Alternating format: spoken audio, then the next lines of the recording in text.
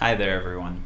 I'm Cody Hooks, reporter with the Taos News, and here is a real quick rundown of what you can expect in this week's edition of your community newspaper. First off, we shuck off our beats and bring you a full slate of stories looking at the upcoming election. There's a primer on how and where to vote, information on most of the local races, and if you look towards the back, you can find our endorsements. Early voting started Tuesday, so join us at the Taos News by getting out there and voting. In sports, both the Penasco and Taos boys and girls cross-country teams headed south this past Saturday to San Ildefonso Pueblo for the Northern New Mexico Challenge.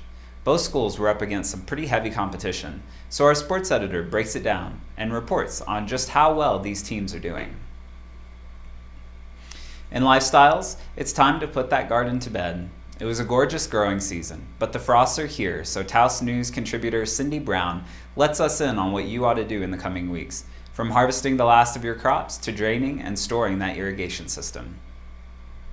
And in tempo, as you'll read, making an independent film and seeing it through to completion is a miracle.